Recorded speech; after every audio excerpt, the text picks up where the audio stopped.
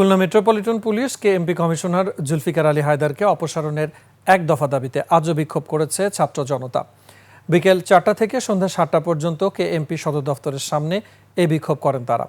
হাসিনা সরকারের দোসরদের পুনর্বাসন, আইনশৃঙ্খলা পরিস্থিতির অবনতি, জুলাই আন্দোলন সহ বিভিন্ন মামলার আসামি এসআই সুকান্তকে ছেড়ে দেওয়া সহ নানা অভিযোগ আনা হয়েছে কেএমপি কমিশনারের বিরুদ্ধে।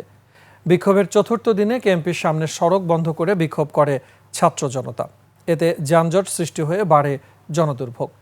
বিক্ষোভে বৈষম্য বিরোধী ছাত্র আন্দোলন, এনসিপি ও বিএনপি সহ বিভিন্ন রাজনৈতিক দলের নেতাকর্মীরা অংশগ্রহণ করে। ফ্যাসিস্টদের দোসর পুলিশ কমিশনার খুলনায় থাকাকালীন আইন শৃঙ্খলার কোনো ধরনের উন্নতি তো হয়নি, দিন দিন অবনতি হচ্ছে।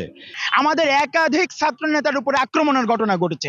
আমরা কেএমপি কমিশনারকে জানিয়েছি, আমরা প্রশাসনকে জানিয়েছি, আমরা আইন শৃঙ্খলা রক্ষাকারী বাহিনীকে জানিয়েছি, কিন্তু তাদের কোনো সদুত্তর আমরা পাইনি। এই জায়গাটা যারা আন্দোলন সংগ্রাম করতেছি তাদের নামে লিস্ট করা হয়েছে, এদেরকে বিভিন্ন মাধ্যম থেকে হুমকি দামকি দেওয়া হচ্ছে। আমরা চাইলেই খুলনা অচল করে দিতে পারতাম।